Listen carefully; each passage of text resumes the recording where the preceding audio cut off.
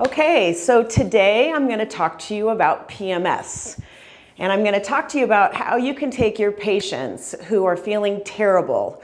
It could be breast tenderness, it could be mood issues, it could be depression, it could be that this Jekyll and Hyde thing, they're fine 2 weeks out of the month and they're just the wicked witch on 2 weeks out of the month. It could be just a number of symptoms. There's 150 listed symptoms of PMS. So it's really important that we learn how to test women's hormones when they're having PMS at any age. They could be 9 years old, they could be 48 years old and still exhibiting PMS symptoms. So that's what the lecture is about today, is about PMS. So first of all, I just want to bring up to you what happens when PMS remains untreated or untested, which by the way is standard of care today. First of all, what happens when there's an imbalance between estradiol and progesterone is that it leads to weight gain. It leads to something that we have coined as estrogen dominance. That means the estrogen is dominating the progesterone. Or it could be even dominating testosterone. But it can lead to weight gain, water retention, bloating, acne, depression, anxiety, irregular bleeding, heavy bleeding, missed periods. It can lead to fibroids, endometriosis, and breast cysts. And one thing that's just really good to keep in mind, and we had a phone call with all the practitioners this morning, and those are really great monthly calls because we can go through case studies and we can talk about what we might be missing in our patients to really try to optimize them, to look at and try to ultimately optimize them, is when you have a woman who has estrogen dominance, that doesn't necessarily mean she has too much estrogen. It actually could mean that she has enough estrogen, but she has no or very little progesterone and very little testosterone, so the estrogen's still dominating. So I want you just to remember that estrogen is a growth hormone. And progesterone and testosterone downregulate receptor sites primarily in the breasts and the uterus. So let's say you have a growth hormone excess, estrogen. So that means the breasts are going to be overstimulated, the uterus is going to be overstimulated. It's going to cause breast tenderness, breast cysts, uterine fibroids, something called adenomyosis, which is a thickening of the lining of the uterus. It can cause menstrual irregularities because you need the balance between estrogen and progesterone to keep things normal. They're meant to be in balance. Testosterone often reduces with age or does reduce with age. That means you lose muscle mass. You have memory and concentration issues. You have a lowered sex drive and lowered sexual functioning. You don't manage stress as well. You fly off the handle very easily. But also in younger years, it can be elevated. So when it's elevated, we get problems like acne, oily skin, facial hair, weight gain in the midsection, because that leads to high insulin, which is a fat storage hormone. We have raging irritability when we have testosterone that's too high for a woman, naturally too high for a woman. DHEA goes down with age. I call DHEA the fountain of youth because DHEA is really important not only for weight maintenance and your immune system, but it's also really important to help slow the signs of aging. It goes down when you're under stress. It's actually the first hormone to go down when you're under stress. So these are the reasons why we test. I don't care what anyone has ever told you, any physician, nurse practitioner, PA, anyone, I don't care what anyone has told you that hormones can't be tested, they can. And I'm going to prove to you why. So the first thing that we look at with PMS is we look at the hormone triad. And this is a really super cool thing to draw for your patients in the room when you do an initial visit. We like to look at the ovaries, and of course, if we're talking about men, we're looking at the testes, we're looking at the sex hormones. We look at the thyroid hormones, and we look at the adrenal hormones. So that's the triad, the sex hormones, ovaries, in this case, we're talking about PMS, the thyroid. So on top would be the adrenals, which are the master glands on the top of the triangle. On the bottom of the triangle would be the thyroid and the ovarian hormones.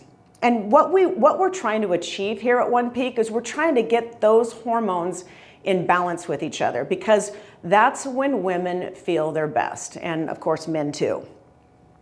But that's why the big picture is really important. We want women to be able to have the chance to get rid of symptoms that they have that are interfering with their quality of life.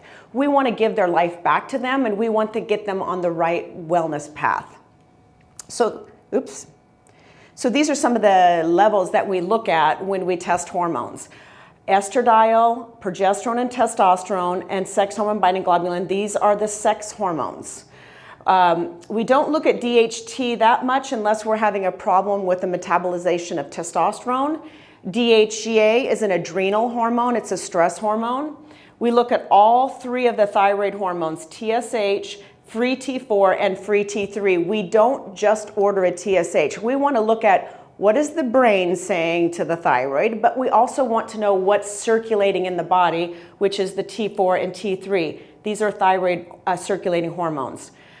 We also want to look at the adrenal levels, but we want to look at the vitamin levels, D3, B6, B12, and others, primarily vitamin B12. We look at ferritin because ferritin has a lot to do with what's going on with the thyroid. It also has a lot to do with what's going on with their energy, which is ferritin is the storage of iron.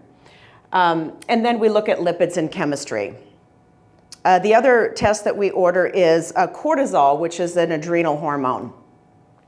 So just a little review about the female cycle. This is really important because a lot of people graduate from nurse practitioner school, PA school, med school, and they don't really get this. And there's not a lot of time spent educationally on this cycle. So I just want to bring some nuances to your memory if you have learned it before, or just give you some information if you haven't really studied this. So day number 1 of the graph here is the first day a woman bleeds. Day number 1 is always the first day of the bleed. Then day 28 would be the last day before they start their next period. So the red line here is estrogen or estradiol, and the blue line is progesterone. So those are the two cyclic hormones that we're dealing with when we talk about hormones, sex hormones. Testosterone is not cyclic, only estrogen and progesterone. Testosterone has a little bit of rhythm during a 24-hour period, but it doesn't cycle like this. So the first day of your period until right before ovulation, both your estrogen and progesterone are going to be on the low end. Not bottomed out, but on the low end, because it's gearing up for another cycle. And then we see a rise, right at ovulation, we see a rise in the estradiol. So around the ovulation time, that's when we get an estradiol surge. And that signals the progesterone surge, which is here. So progesterone usually in a normal monthly cycle peaks on day 17. So you can see in the second half of the cycle, a woman is generating, especially from day 12 on, is generating about 80% of her hormone production.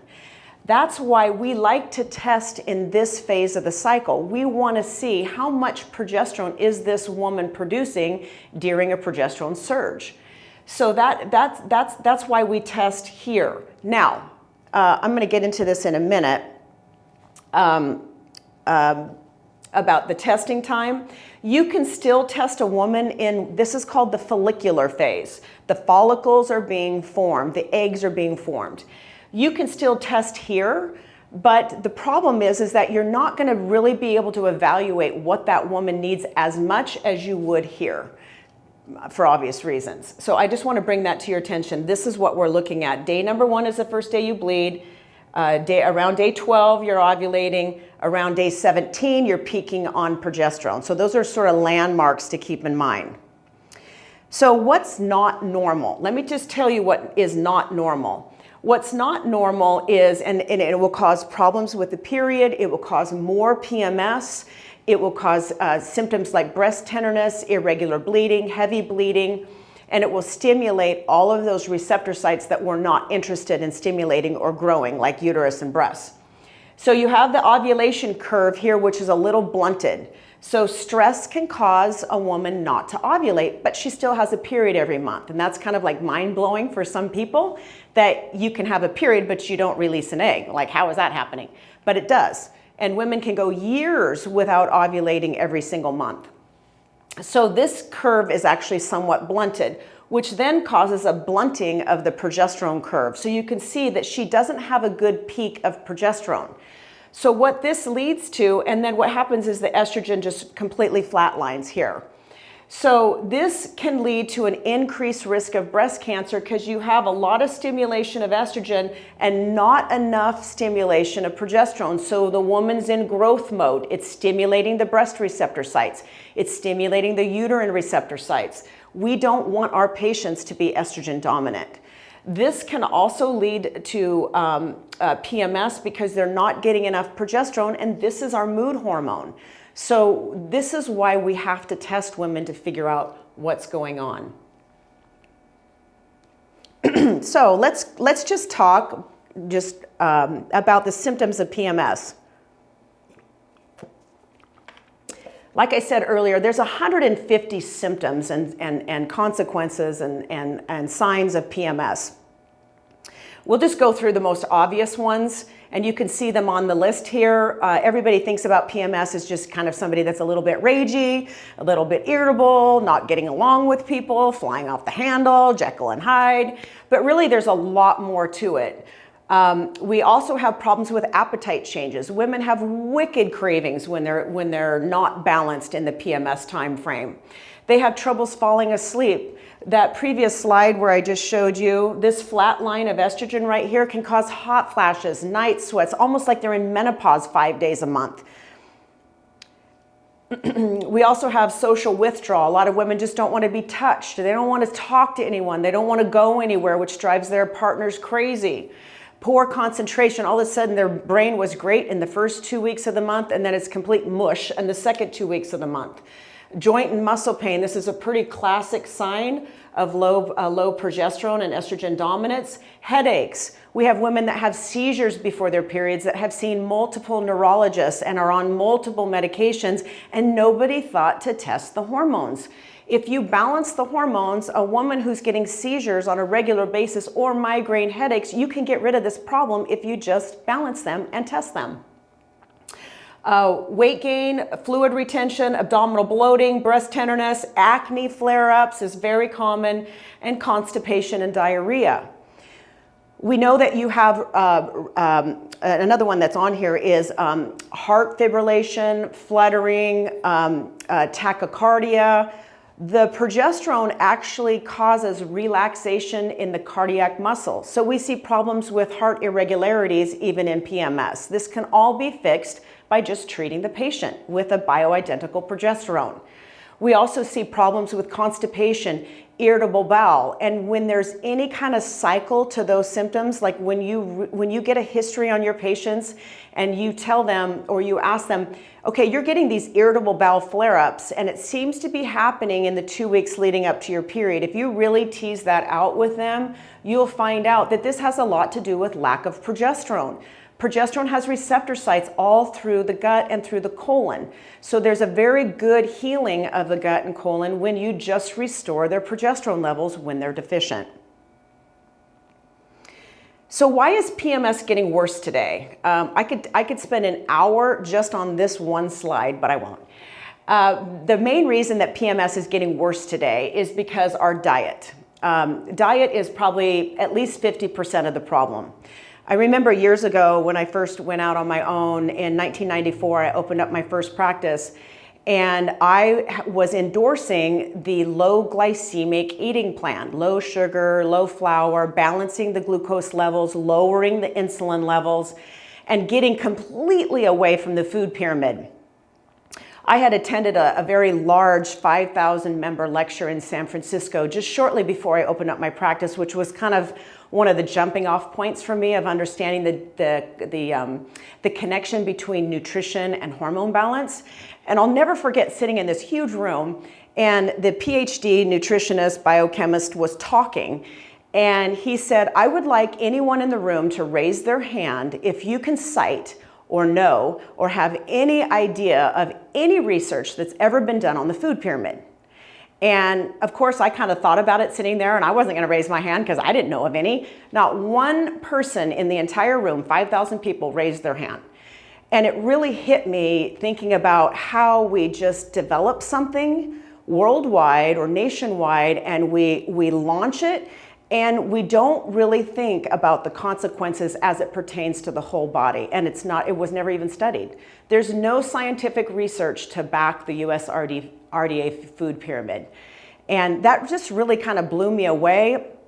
I had already started studying Barry Sears' research on glycemic index and the release of sugar with food. That started in about 1992. And I really started looking at, like, how does that affect the hormone receptor sites? How does that affect how a woman feels? So I did about 6 months on the Atkins diet. Not a diet I actually would recommend you go on, but it does stabilize the glucose levels. It's no sugar, no flour, very low carbohydrate. I just wanted to try it because I was very interested in this concept of insulin and glucose. And so obviously I felt amazing, and I'm like, okay, how could you change your diet and feel that good? And that started my kind of launch into following Dr. Barry Sears and all of his research at Stanford in looking at controlling the glycemic index. And of course, then I developed the body analysis plan in 1993, which, by the way, is still one of our eating plans that we use today. It is exactly the same as 1993.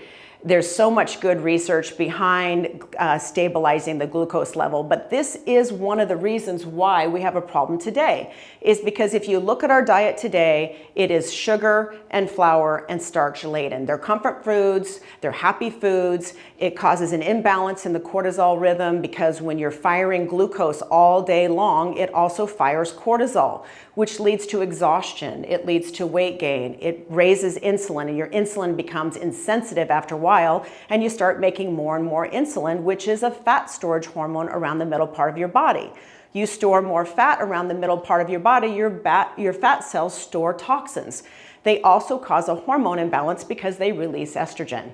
So it's further causing this estrogen dominant problem. Toxins in our world, we know we live in an estrogen dominant society because we deal with things like plastics all day long. We're eating from plastics, we're touching plastics. We have phthalates and PCBs that we are exposed to, and these chemicals are called xenohormones, and what they do is they cause us to be even further estrogen dominant. They mimic estrogen in the body. That's what they are. I'll never forget giving this lecture in Washington, D.C. in 2003 or 2001, I can't remember. And I was giving this lecture about xenohormones, and it was to a group of laboratory and PhD professors in laboratory medicine, because I was talking about testing for xenohormones and testing for estrogen dominance. And it seriously looked like I was from Mars.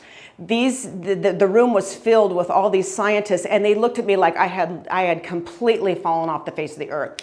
And it's so interesting because this is like common knowledge today. We've changed neonatal IV plastic bags back to glass. We've now these plastic water bottles are coming out saying phthalate-free, PCB-free. Now we understand the global effect of our plastic world. Not to mention pesticides and herbicides and diesel fumes and all the things that we come in contact with that cause further issues with being estrogen dominant. Lack of sleep. Unfortunately, the sleep time is the time that we restore our hormones. We make hormones. And obviously we live in a world today that doesn't really value sleep as much as it should. And even if you try, you may have sleeping issues because of a hormone imbalance. Stress is really big on the list. It shouldn't be really at the bottom, but stress, we know, is very much connected to an imbalance of hormones. Going back to that triad, thinking about the adrenal hormones being at the peak of the triangle, affecting what's downstream, which would be the ovarian hormones and testicular hormones, and then also the thyroid. So stress is really big.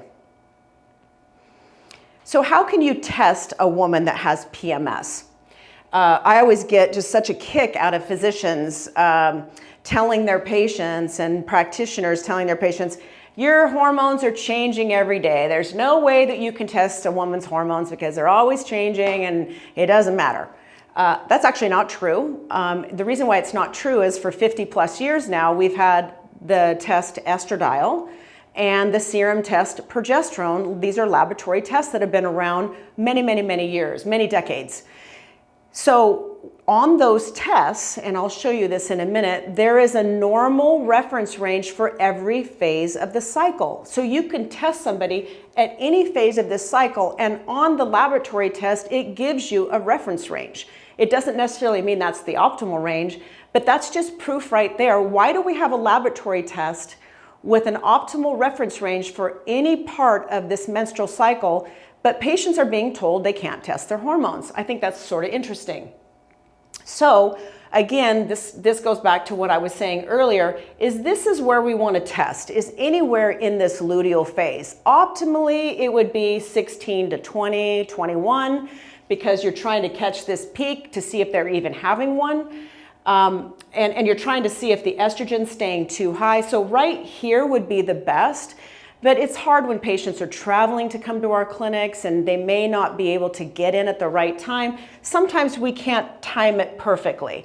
Sometimes patients just forget and they test here. We can still interpret those levels, but this would be the optimal time to test. Two more things I want to say about that real quick with PMS. If a woman has had a hysterectomy, but she still has her ovaries. Let's say she's 35 years old, she's had her uterus removed, but she still has her ovaries. She's still having a cycle like this. She's not bleeding, obviously, but she's still cycling. So how we test those women is we test them the day they come in and we order the full panel. I'll tell you those tests in a minute, but we order the full panel.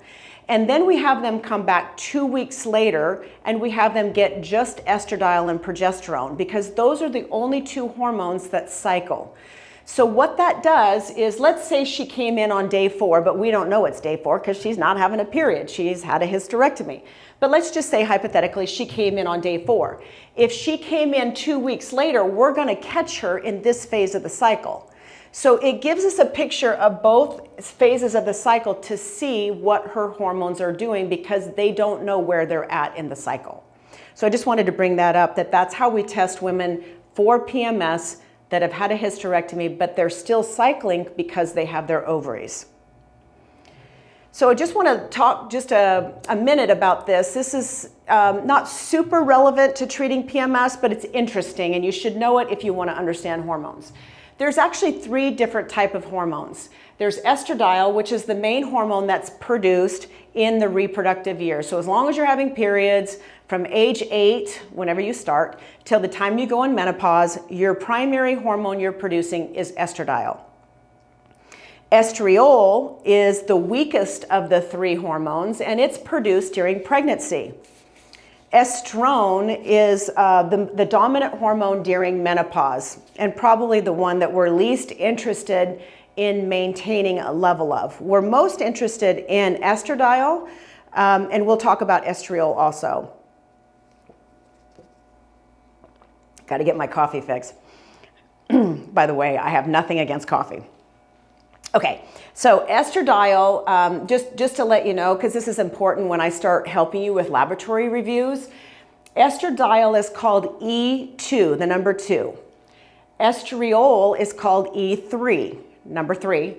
And estrone is known as E1. So it's E1, E3, E2. So let's just have just a closer look on what estradiol is. So it's produced in the smallest amount of all 3 hormones, of all the sex hormones. It fulfills more functions than any other body in your system, about 300 functions total. It's produced solely in the ovaries, and some of its actions are youthful skin, dilating blood vessels, sexual lubrication, controlling sleep patterns, temperature control, promoting neuron growth, especially brain neurons, creating healthy moods, giving you the sense of smell, keeping your hearing and vision sharp. That's why we see women as they go into the perimenopausal and menopausal years, all of a sudden their hearing's affected. When we replace the hormones, their hearing and their vision gets better. It's wild. It helps maintain balance and coordination. It's very, very, very important for concentration, memory, and focus. It slows the brain aging by stimulating nerve growth in the brain. It also helps heal the brain. It's a powerful antioxidant in the body. It's twice as potent as vitamin A and C combined. So let's look at estriol. What's the point of estriol, which is the weakest of the 3 estrogens, and it's called E3. It's roughly 1,000 times less potent than estradiol. So if you've ever been exposed to treating with bioidentical hormones, some practitioners, it's usually some of the older ones that are doing hormone balance, they like to replace with just E3 because it seems to be, in very small research, it has shown to be breast protective and not stimulating to the breasts. So they think that they can treat a woman for menopause with E3. The problem is it doesn't really have much of effect at all on hot flashes, night sweats, and all the symptoms that I just mentioned. So we don't really use that for the main treatment of menopause. It's the main hormone that you produce during pregnancy. And it also, like I said, has been shown in a couple of studies to be breast cancer protective. That's probably the reason why there's this body of research that shows that if you've had a baby before and you've gone through pregnancy, it reduces your risk of breast cancer because there's a great deal of estriol produced during pregnancy. Estrone is E1, and it's harmless at normal or low levels. But it increases with age. It's the main hormone during menopause. And the problem with estrone is it's primarily produced from the fat cells. So when you age and you get more fat on your body, you're going to be producing more estrone. So the problem is that when there becomes an imbalance where you get too much estrone and you're trying to treat with estradiol, or not, you just have estradiol being produced on its own from your body, it reduces the effectiveness of estradiol. This may be why women that have PMS, hot flashes, and night sweats, because too much of it's going into estrone. Obesity-related symptoms like blood clots, heat intolerance, sweating are often also a result of this imbalance between estradiol and estrone. Okay, so on to testosterone. So it's not just a male hormone. I always try to remind practitioners and patients, men and women make the same hormones. They make the exact same sex hormones, but just in different ratios. So testosterone is really important for women. And I always say testosterone is what kind of gives women their life back in menopause. And it's sort of like they just come alive again. Women produce it and they do need it. It plays a role in brain function, energy, stamina, strength, breast protection, muscle growth, maintenance of the bones and the muscles, self-confidence, libido, sexual functioning, hair growth. Your hair breaks and falls out without enough testosterone. It's also really important for the integrity of the skin. You see women as they age, their skin becomes very thin and it loses elasticity. That's testosterone for men and women. It's very important for the mood. It gives you your zest for life. If you ever see a woman in the office that says, you know what, I just don't feel like my life's going anywhere. I'm not enthused about my life. I don't have any goals. I don't know what's wrong. I don't feel like I'm like I used to be. I just feel flat. This is testosterone. Instead of putting that woman on an antidepressant, we should be replacing her hormone that she is deficient in. Testosterone decreases every year after the age of 20. By the time a woman reaches 40-ish, she is going to have about 50% of her original testosterone. This number is actually going to be increased by the fact that she has a lot of stress in her life. If her diet's off, she's not sleeping, she has a lot of emotional stress or busyness stress, hurried stress, that number is going to increase more than 50%. Oops. So let's just talk about the differences between testosterone and free testosterone, because those are going to be on the laboratory tests that you order. So testosterone is an oil-soluble steroid hormone. It can be carried in the blood with a carrier protein. That's the only way it can be carried. Carrier proteins limit the ability of the hormone to enter the cell. They must be released from the carrier in order to enter the cell. That's not super important for you to understand but it's just explaining the differences between testosterone and free testosterone. But if there are excess carrier proteins, what happens is they will bind up too much of the hormone, leaving less of the hormone that's available or free to enter the cell. This is why we call free testosterone, this is why we measure free testosterone. The level is a little bit better measurement to tell us what the action is for the male or female.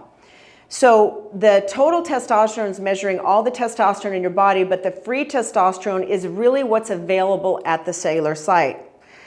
By the way, the birth control pill changes the ratio of free to total. It raises a hormone called sex hormone binding globulin, which does exactly what it says. It binds up the sex hormone, it binds up testosterone. And that causes a lower testosterone level, and that causes lower sex drive. I always joke that's really how the birth control pill works. It just wipes out your sex drive because it wipes out your testosterone. You'll see on the laboratory tests, this level right here, sex hormone binding globulin. The reason why that's there's a lot of reasons that we'll teach you in time, but just for now, you just know that the only reason it's there is because it's part of the calculation to get the free testosterone level. It's a laboratory calculation. They take total testosterone, sex hormone binding globulin, albumin, and estradiol, and they come up with the level of free testosterone. That's how it's calculated in the serum. So moving on to progesterone, one of my favorite hormones, and probably the most important hormone as it pertains to treating PMS. It's produced by the ovaries, by the corpus luteum, only with ovulation. So imagine if stress interferes with ovulation, women aren't making progesterone, or they're making very little. You actually don't make progesterone on your own. It is made from the event of ovulation. The main action is to prepare the uterine lining for pregnancy. It thickens up the lining and allows that egg to implant in the uterine wall. It also promotes optimal mood stabilization. It has a great deal to do with the connection of your neurobrain chemicals, particularly serotonin. It provides calmness. It helps women control anxiety. It regulates their menstrual cycle. It down-regulates breast receptor sites, so it's excellent for breast tenderness treatment, and also to treat this discrepancy between estrogen and progesterone, or estrogen dominance. Progesterone has been shown to relax cardiac smooth muscle and aid in treating arrhythmias. I was actually involved in a National Institute of Health study, a very large study, where we used topical bioidentical prescription progesterone in women who were having luteal phase, that's the second half of the cycle, arrhythmias. We actually stopped the study early because it was 100% effective. So after 2+ years, we stopped the study, or NIH stopped the study, because it was like 100% treatable for arrhythmias that are cyclic arrhythmias, which was fascinating. So I want to talk, because this is super important and most people don't get this, and you certainly don't get this in medical school or nurse practitioner school. The differences between a progestin versus a progesterone. And I'm just going to kind of go through this slide one by one, each point, because it's super important that you get this. So a progestin actually is just a mimicker of progesterone. Progesterone is what your body produces. Progestin is a synthetic. Progestins are given to PCOS women in order to induce a period and regulate the menstrual cycle. Progestins are also part of birth control pills. Progestins are also part of hormone replacement therapy and have been for many years now. So synthetic progestins versus progesterone, which is what your body produces, were developed with the advent of the birth control pills. So the half-life of a drug is basically the time it takes a compound, once it enters your body, to be reduced to 50% of its original dose. So that's called the half-life. The problem is that progesterone, natural progesterone, has a very short half-life. So researchers were trying to figure out an agent that would give progesterone a longer half-life so that it would stay in the body longer and produce the same kind of effects as progesterone. So that was the original thought with developing a synthetic. Since progestins are 10 to 100 times more potent than progesterone and have a longer half-life in the body than progesterones do, they actually were chosen to be used with birth control pills. The uses for progestins since then, of course, have been very widespread. We use them, like I said, for menopause. We've used them in implants. We've used them in IUDs. We've used them in a lot of different other conventional treatments for many different things. Many different problems. So synthetic progestins are literally just analogs of progesterone. That's the most important thing to know. Progesterone being naturally produced in the body. In other words, they're kind of like lookalikes. They look alike, they have similar actions in the body, they have similar outcomes in the body, but they're not the same. And the one thing is certain, that your body does not make progestin, it only makes progesterone. So I'll just give you some brand names. You're probably going to be more familiar with these. Birth control pills use a progestin, and then medroxyprogesterone acetate, MPA, which was the bad drug in the Women's Health Initiative study, 2001. These are the ones that are primarily known as progestins in the pharmacy world. Progesterone, mostly we'll know it as Prometrium or micronized progesterone, so writing prescriptions. That's primarily where we see it today, is either compounded in the compounding pharmacy as progesterone USP or micronized progesterone in a capsule form called Prometrium. These are the differences between progesterone and progestins as it pertains to the chemical structure. So anyone that uses, any medical professional that interchanges these two words calls these progesterone. I would say the vast majority of non-hormone specialists in the world today, they use these words interchangeably. So they say, oh, I'm just going to put you on a progesterone, but they actually put them on medroxyprogesterone acetate. It's not the same. You can see the chemical structure is vastly different.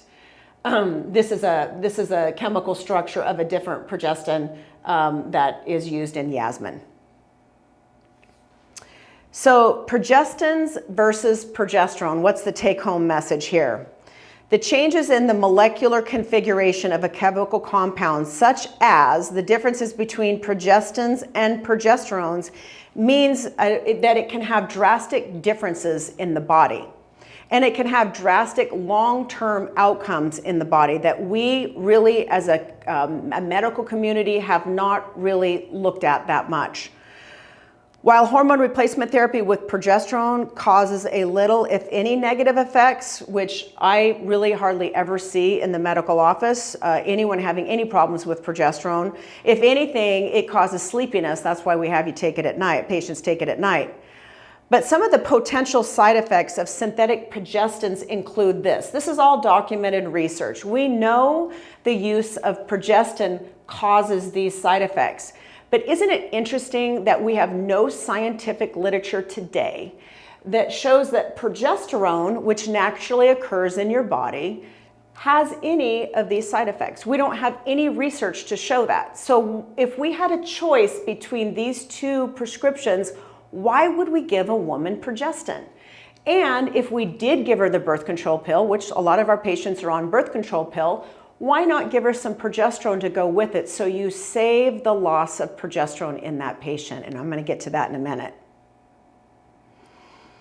So let's just talk about PMS. Now that I've given you a background on hormones, let's just talk about PMS.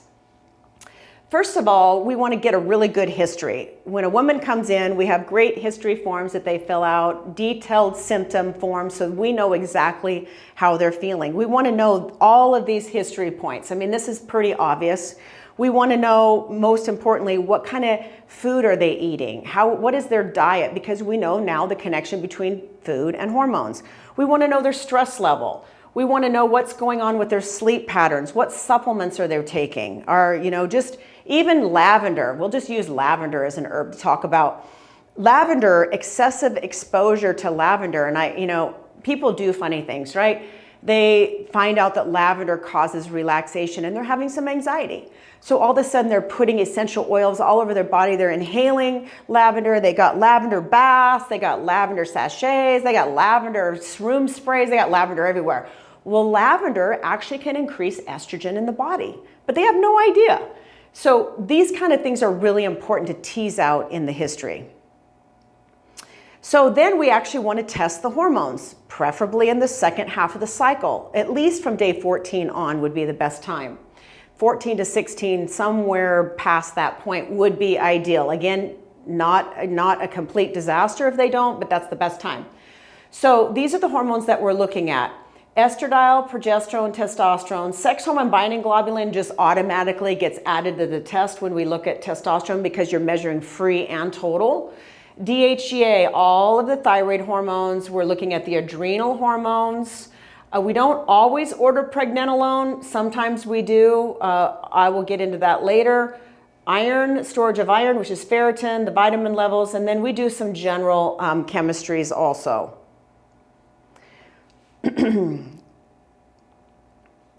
Make certain that the patients have not taken their thyroid in the morning before they are tested. It's really important to do it at least 6 hours after their last dose of anything, if you can. Again, we can still interpret labs if they just forgot and did it. It's not a disaster, but we try to make sure that they are not taking their supplements and hormones right before a test and not taking their thyroid. Also, I might as well just take this time to say that if they're on high doses of biotin, there is something with the radioimmunoassays that we use to run the blood tests for thyroid and certain hormones that are skewed to the high end, falsely high, if you are on high doses of biotin. So we try to make sure that our laboratory techs talk to our patients about that and ask them if they're on high doses of biotin for their skin, hair, and nails.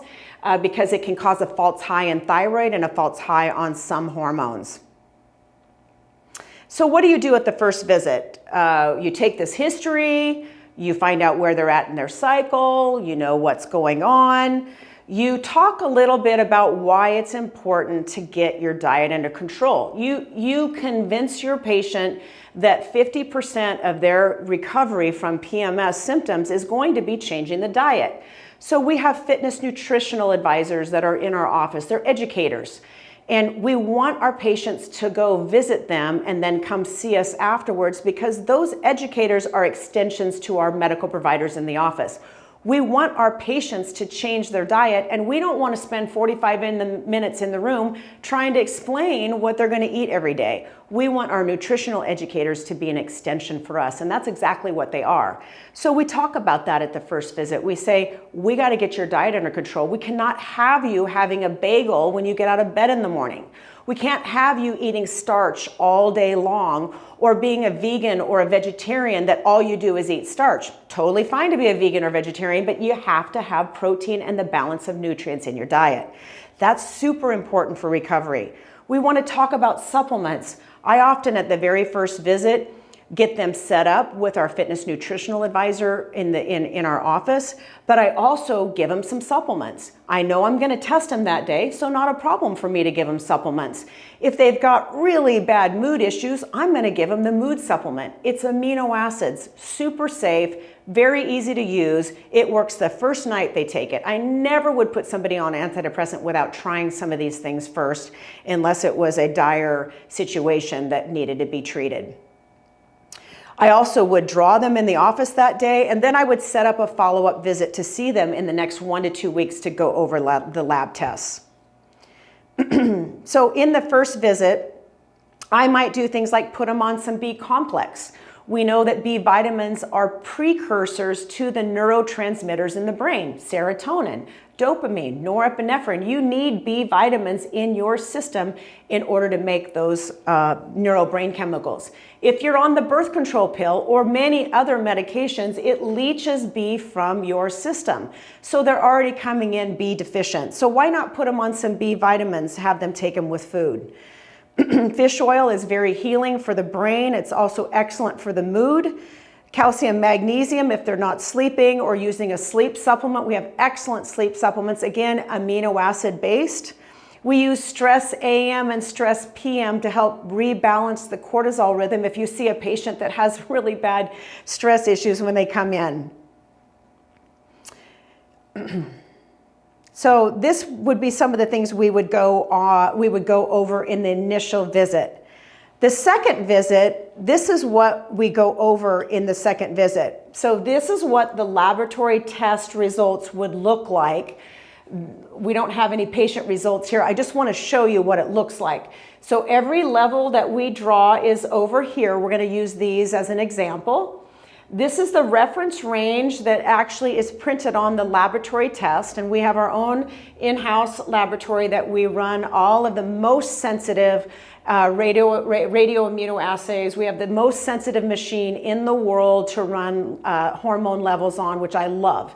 I also love them being run in-house because it gives us the ability to be more interactive with our laboratory technicians for us to find out, can we rerun that test because something didn't look quite right. So there's lots of advantages to having our own lab. But this is a reference range, standard reference range, even if you got labs done somewhere else. This is a reference range.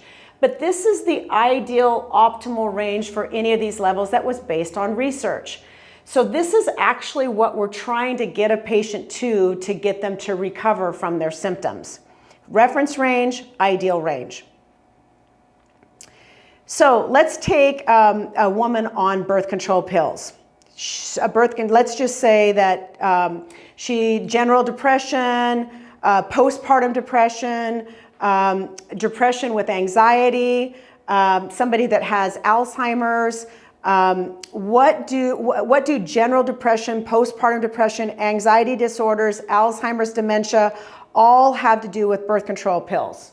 Well, I'm going to tell you it has plenty to do with birth control pills.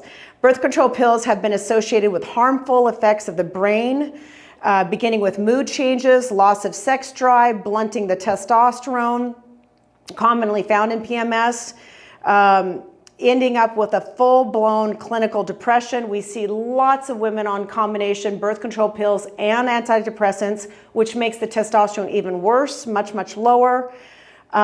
There's been a long history of birth control pills causing or provoking deep, disturbing mental changes in women. This is not hypothetical. This actually this really happens. And anytime I meet up with somebody who's been practicing in women's health for many, many years, like myself, we all know this is true. The effect of mood changes, including depression, irritability, changes in sexual drive, or the response of sexual functioning can be caused by birth control pills. It's also been acknowledged in mainstream medicine when you look at the clinical overview of birth control pills. So let's look at the PMS treatment options. What happens when you're on birth control pills? This is a 2006 journal of Pharmacology, Biochemistry, and Behavior, and it discusses the report beginning in the 1970s, basically the emotional changes, irritability, depression, PMS symptoms that occur in 56 or more, I think it's much higher than this, % of women on birth control pills. The authors note that 30% of the women have to discontinue birth control pills due to the psychological problems. I hear this over and over and over again with my patients, with people that I'm training and working with their patients. Oh yeah, I'm not gonna go back on the birth control pill because I got so depressed, I got so anxious, I can't go on it. I mean, even after a week on it, I feel terrible. And what's interesting that is in the same article, it discusses the anxiety reducing and calming effects of natural progesterone. This is the substance drug companies try to mimic using synthetic progestins. So basically what we know today is that birth control pills disrupt the testosterone and disrupt the progesterone. It flatlines both of those hormones, leading to multiple side effects. And that's super paramount to understand, because when you're dealing with PMS, you're probably dealing with these issues too, or patients taking these. So on the second visit, the patient would come back, and the treatment options for low progesterone, because that's the most common thing with PMS. So the patient comes back, and let's say that she has low progesterone. The treatment options would include using a bioidentical progesterone. You really just have two options if you're trying to replace just progesterone.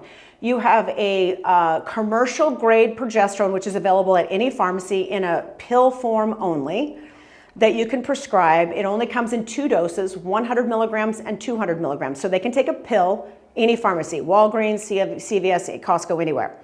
Or they can get a bioidentical progesterone. It's just micronized progesterone, USP. It's the exact same thing as Prometrium. It's yam-based.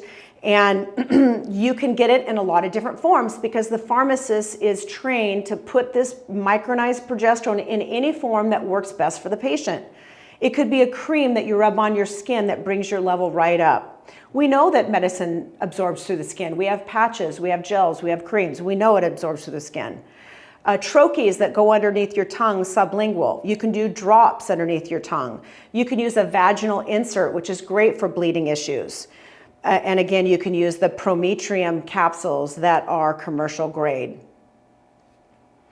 The PMS second visit, typically the treatment for PMS will be using the progesterone day 14 through the start of the period. You keep taking it till you get to your period, and then you stop taking it, and then you start again on day 14.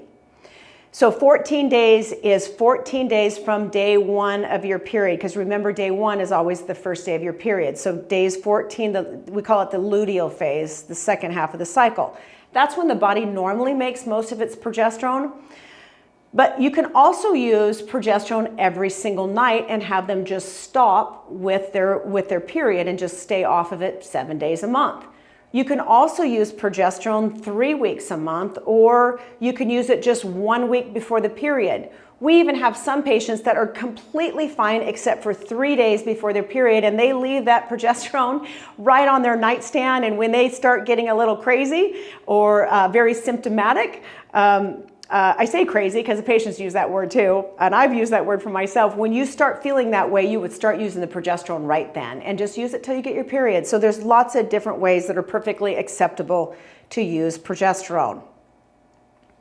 Some of the supplement suggestions, we like to use 5-HTP because it's a direct amino acid precursor to serotonin. So we want to support the brain. We do that with a supplement called Mood in our office. Mood has several different botanicals in it. It has GABA, it has 5-HTP, and what it does, and many others, but what it does is it supports the neurobrain chemical serotonin so they can get to sleep, their mood is improved, it works the first time they take it. Tyrosine is in our supplement called AM Stress. And AM stress is a support to the adrenal glands. Many of our patients with PMS, they can't focus. They have problems with kind of being ADD. They have issues with trying to get things done during the day, staying on plan. So that's why we use AM stress that has tyrosine in it. Vitamin D, we know that vitamin D has a great deal to do with how the brain's functioning and firing, but also what the mood is. So we like to optimize with at least 5,000 international units of vitamin D to get the level up into that optimal range. Zinc is an excellent supplement to take for patients who are not converting hormones correctly or estrogen dominant. Calcium, magnesium, and then the AM and the PM stress to balance that cortisol rhythm. So again, the first visit, this is what we're looking at doing, is we're checking to see who did their last gynecological exam. We want all of our patients to have an annual gynecological exam. I don't care what anyone tells you, we get our hands on our patients once a year. We want to know our patients are okay. You can't always do that sitting behind a computer. Check their thyroid, listen to their heart, check their stomach, do a pelvic exam. Is their ovaries big? Do they have rectal masses? We got to get our hands on our patient. No one ever has been sued for doing an examination. So get your hands on your patient once a year. We want to find out when was their last exam. If they have bloating and water retention, we want to know what's going on in the exam. And we also want to know their past medical history. So let's look at the symptom questionnaire that we like to use when we're evaluating PMS. We like these questionnaires because it gives us an idea of how severe the symptoms are. And it's fun to follow too. If they started out this way, what happened after 3 months? What do those symptoms look like? The goal is to get rid of cyclic, severe, and moderate symptoms. Absent and mild would be okay. But we want to get rid of these 3 categories right here. But these are the typical symptoms that we see with perimenopause and also PMS. This is the second page of that, so you can see that this woman has issues with irregular bleeding, irritability, mental fog. All of these symptoms are related to some hormone being imbalanced, and some hormones have dual symptoms, so dual side effects. So when it's off, it can cause the same as another hormone. So let's take a look at the first visit. So this patient came in, and this is the initial results here of her laboratory tests. She came in with a vitamin D level of 10, and we know that the optimal range for vitamin D is 60 to 80. This is what all the research is based on. We know for optimal immunity, brain function, cardiovascular protection, breast cancer, prostate cancer protection, we want a woman or a man to be in this range. So obviously she's terribly deficient. Her ferritin level, optimally it should be above 40. I really try to get ferritin above 40 because it supports the thyroid. It helps women feel better. They have better oxygen consumption. They don't feel as fatigued. She has a level of 12. DHEA of 320. Well, we know that that's too high. So we know DHEA can go low with stress, but it can also go high with polycystic ovarian syndrome, which can lead to all sorts of oily skin, acne, and hair growth. Her free T4, which is her circulating thyroid, your body makes T4, which is your thyroid, and then it converts in the body to T3. So her T4 level is 0.6, and you can see it's below the optimal range. Here's the reference range, here's the optimal range. We don't really want somebody sitting on the very low end of thyroid and expect them to feel great. These reference ranges for thyroid were based on healthy 18-year-old women.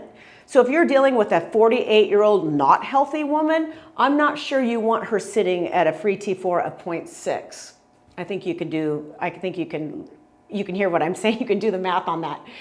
So T4 is storage, T3 is active. So that's what kind of gives people the most of the effect of thyroid in their body, from metabolically speaking. So her T3, she doesn't have a lot of storage, so therefore she's not making a lot of active thyroid, which is T3. So here's the range. Most physicians would say, oh, you're in the normal range, we're all good, we'll see you in a year.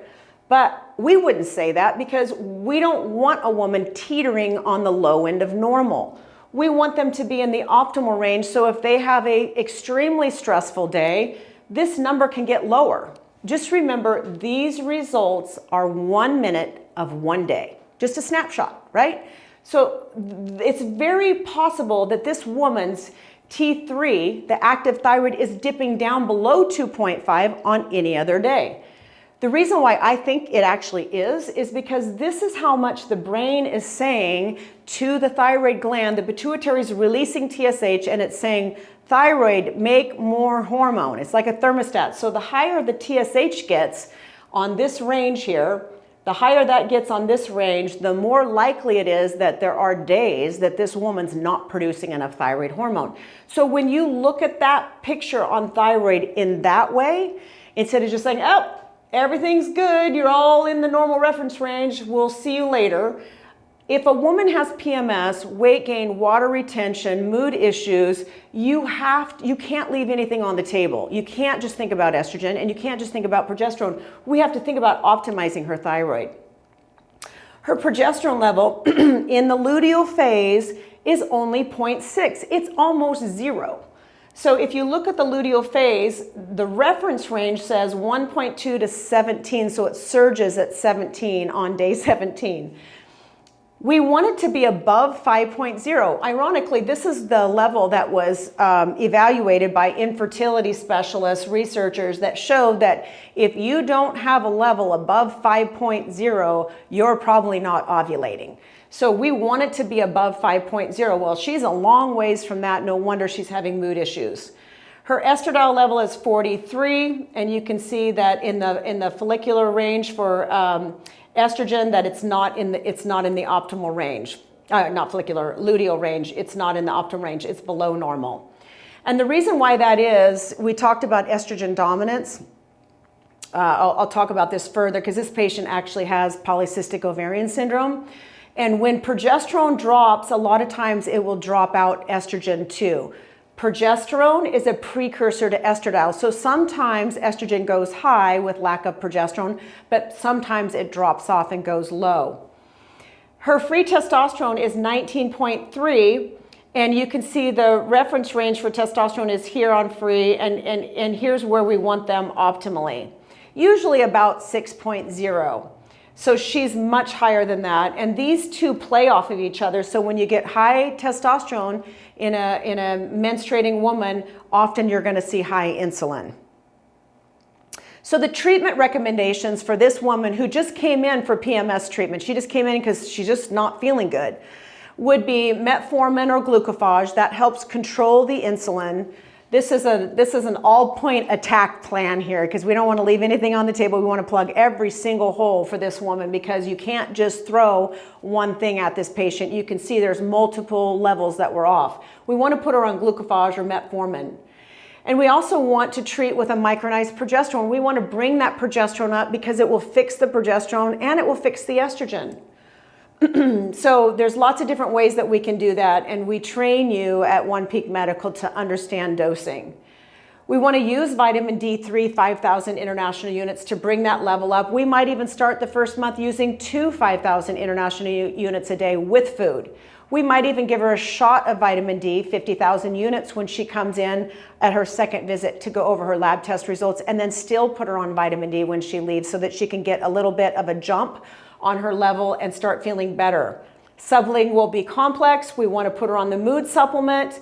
My personal opinion on PMS and PCOS, polycystic ovarian syndrome, is you want to put somebody on the mood supplement and put them on progesterone because those two are the most important thing to use for PMS. It just works. We want to get their diet cleaned up. And we want to add aldactone, which is actually it's a mild water pill. Aldactone has been shown to sit on the testosterone receptor site, so it blunts testosterone. And in this particular woman, we want to blunt her testosterone. Because if we blunt testosterone, it's going to help control the insulin along with metformin and the low glycemic diet. So that's what we would start doing first visit. It seems like a lot, but this is very common. This is a very common problem today because of our world and how we eat. So 10 weeks later, this patient has lost 15 pounds. She's lost 3 inches of fat from her stomach. Our fitness nutritional consultants actually keep track of these parameters. Facial hair is going away. She had very serious facial hair. It actually pains me to see patients in the office that have been told by other physicians that their hair is just genetic. Your mom had it, your grandma had it, it's just your heritage, it's just genetic. That's complete BS. I'll just say it. It's BS. Facial hair can be controlled with the right hormone balancing plan, and no woman should have to deal with facial hair. She had 2 menstrual cycles, 30 days apart. She was having very irregular sporadic bleeding. She has increased energy, stamina, endurance. She's sleeping better. Her mood is controlled. She has less fatigue, anxiety, and cravings, and her headaches are going away. But she's still reporting fatigue during the daytime and occasional headaches, cravings, and irritability. So we're still dealing with these issues. This is when she comes back to tell you how she's feeling 10 weeks later. So here's the test results with how she's feeling. We had an increase from 10 to 42 on the vitamin D. Good job. Not quite there, but it's up. Ferritin went from 12 to 32. That's because we controlled her periods. She's no longer having very heavy bleeding. We've now blunted the DHEA from 320 to 189. That means she's producing less androgens, male-like hormones. You need DHEA, but you don't need too much of DHEA. Her thyroid went up from 1.6 to 1.2. That's mainly under the effect of using iodine. We actually started her on iodine. That was on the treatment plan on the previous slide. Iodine helps stimulate the production of thyroid. That's what these two numbers are right here, is that's how many iodine molecules are on that atom of thyroid. So it's very important for the production of thyroid, and we live in an iodine deficient society or community. Her T3 went from 2.5 to 3.2, and her TSH went down. Now her brain's calling for less thyroid. This is all good. Her progesterone went from 0.6 to 11.2. It's above 5.0, so that's where she's getting the regulation of her periods. That's where she's getting the mood improvement. That's where she's getting the sleep improvement. Her estrogen went from 43 to 160, also helping her brain and her sleep. Her free testosterone dropped from 19 to 10. Now it's in the optimal range. Still on the high end, but more optimal. Insulin, fat storage hormone, went from 22 to 9.8. We want it actually to be below 8. So then the treatment recommendations are iodine for thyroid support. She's going to continue on that. You can also use selenium to boost the thyroid. That's very supportive mineral for thyroid production. Metformin and glucophage for insulin resistance. We actually increased her dose on that. We increased the dose of her ferrous gluconate. We increased it and are going to have her stay on it for 2 more months just to get the level up a little bit more. Micronized progesterone, we're going to continue on that because that's working. Continue B vitamins, vitamin D, the mood supplement that has the 5-HTP in it. And we just reiterated how important it is to stay on a glycemic controlled eating plan. She wants to continue to lose body fat. The patient is still describing acne, oily skin. Although the testosterone and insulin are improving, she's still having a struggle with that. We talked to her about the importance of exercise. That lowers insulin. We went over stress again with her. We showed her the cycle, the charting cycle with relationship to her hormones, and we asked her to follow up in 3 months. So her 3-month follow-up, which happens to be 5.5 months from the original time we saw this patient, she now reports no irritability, depression, or P.M.S. She's now lost 27 pounds. This is not an unusual case. This happens all the time at One Peak Medical. She's exercising, she's more productive, she's managing her stress at work better. She's having now very regular cycles, 28 to 32 days apart. She is not taking the metformin at lunch now due to just the fact that she's forgetting it. She's taken the iron 3 times weekly now instead of every day. She backed that off. And she's eating low glycemic about 60% of the time. She has better memory, concentration, and energy, and she currently has no headaches to report. So here's the 3rd visit results. She's now in the optimal range for vitamin D. Her ferritin is now in the optimal range. That's a storage of iron. Her DHEA has remained stable because it was normal last time. Her T4, T3, and TSH have all remained stable and improved also on the TSH. Her progesterone has remained stable and in the optimal range for the progesterone level, which is awesome. Her body's making it and she's getting it, she's using it. Her progesterone has remained stable. It's now normal for the luteal phase. You can see it's in the optimal range. And her free testosterone is much better. Her free testosterone is more normalized in this range, and her insulin is down in the normal range. So this woman has realized that I don't have to be perfect. I don't have to take everything perfect, and I don't have to be perfect on my diet. Even if somebody adopted an 80-20% rule, they're going to keep losing weight and they're going to keep getting this benefit. So we really drive that home with our patients, how important it is just to keep the big picture in mind, that you don't have to be perfect, but most of the time you have to do what we have laid out for you. So we recommended to her that she would continue her metformin. That's probably going to need to stay until she's really reduced her percentage of body fat. We want her to stay on the D3. We actually reduced it to 3,000 international units a day. You could leave somebody on 5,000. Most of the time they forget pills here and there, but 5,000 is usually what we leave most of our patients on. We kept her on the mood supplement that has the 5-HTP in it, B complex. We left her on the iodine. Iodine is one of those supplements that you want to use initially and then test the level to make sure they're not getting too much. Progesterone, we left her on the progesterone. That's actually pretty important for women that have PCOS. Their body does not naturally make it. We want to just make sure that they start ovulating and make it on their own. You can also use progesterone with birth control pills. So if this woman was on the birth control pill for the treatment of PCOS and to lower the testosterone, we use birth control pills a lot to lower testosterone because it works. And in PCOS patients, we actually do want to lower the testosterone. So using progesterone with the birth control pill is really, really great for all those women that get mood problems with the pill because it just stops it from happening. We stress the importance of continued low glycemic and this 80-20, 60-40 rule, and we asked her to follow up in 6 months for repeat testing. So I just want to just add a little thing now that we're concluding the PMS lecture, that just remember with PMS that we're not only looking for the classic signs of PMS, we're also looking at migraine headaches, at seizures, infertility issues. We're looking at mood and energy. We want to address all of those issues because it's tied right into the balance of hormones. And I think that's really, really important.